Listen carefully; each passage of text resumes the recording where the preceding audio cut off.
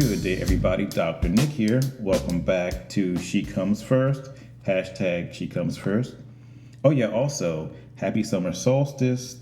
Happy first day of summer. The longest day of the year.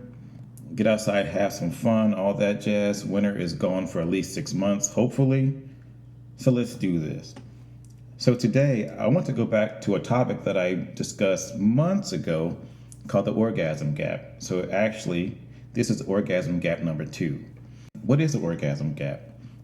So I will explain it this way.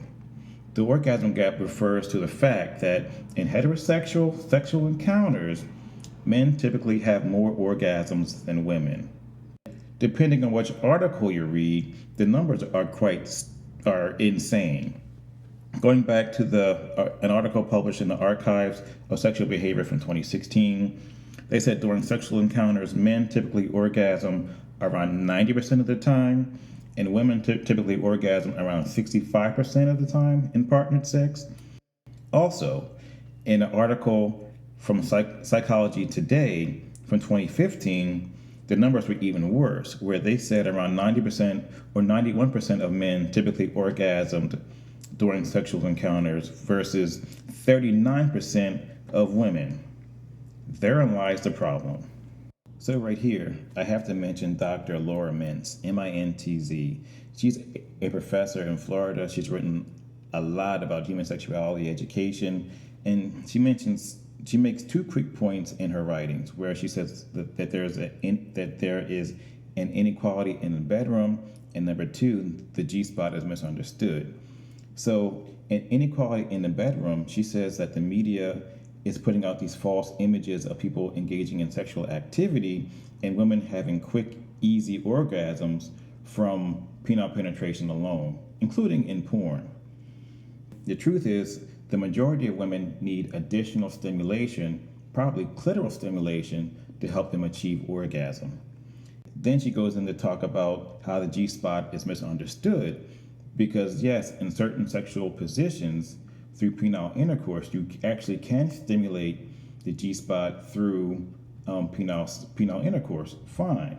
But once again, the majority of women will need some sort of additional stimulation, including possibly clitoral stimulation, to achieve orgasm. And right here, I want to take just a little bit different angle for this conversation. A lot more people are talking more and more about the G-spot, especially right now, but I think it's actually putting more undue pressure on women to perform and to have orgasms because, if you have a G-spot, you must be able to squirt, which is not the case. So think about it this way.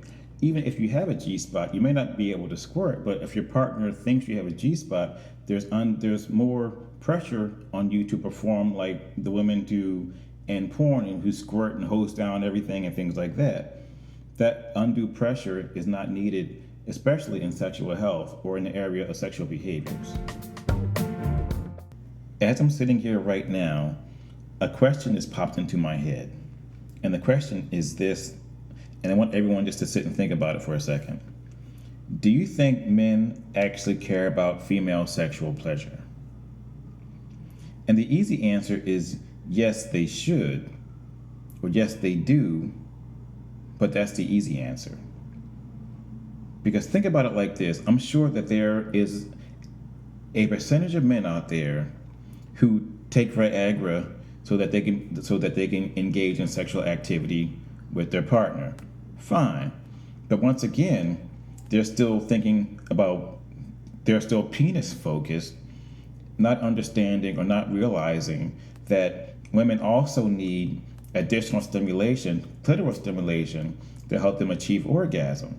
So it's almost like, yes, they do care, but they're caring about it in the wrong way. So also point 2, if men actually cared, the orgasm gap would not exist. True or false? Because we should both be around 90%, 85, 90%, and that's it. But it's not. Finally, there is a percentage of men out there who actually cannot tell if their partners have had an orgasm. And I'm not sure what that's about. I'm hearing more and more about this phenomenon in the younger ages, the millennials, and that they're becoming sexually active now and more sexually vocal. But the ladies are saying, or the guys are saying, that they can't even tell if their partner orgasm. What's going on with that? So, in closing, I really want you to understand why I'm really pushing for a sexual re-education for guys in this country. Because something really wrong is going on out there. And secondly, this is why I'm pushing selfless sex so much. And it's 3 simple reasons. Actually, there's 4. Because you know why? Number 1, you actually have to focus in on your partner's pleasure. You can't be on your phone, cell phone, iPad, television, watching a football game, whatever. You actually have to focus in on her pleasure. And number 2, you cannot use your penis unless she wants you to. Meaning, you have to understand that she can receive sexual pleasure or pleasure period from head to toe.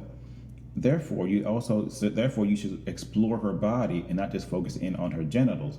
But at the same time, you probably should learn how to stimulate her clitoris either manually or using a sex toy or using your mouth on her clitoris. It's okay to have oral sex, guys, trust me. It's actually a lot of fun.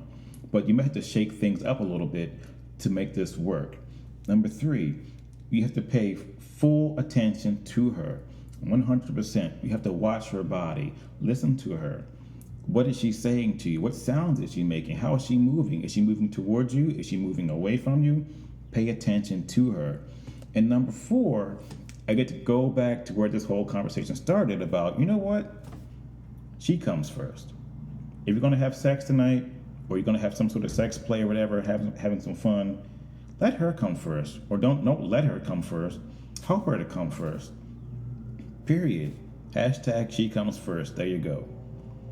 So in closing, this is just some food for thought. Please feel free to leave comments down below. I'm interested to hear what you have to say. I will try to write back to you as soon as I possibly can. So on that note, I'm out. You guys have a great day. Stay tuned, and I'll talk to you soon. Okay, bye.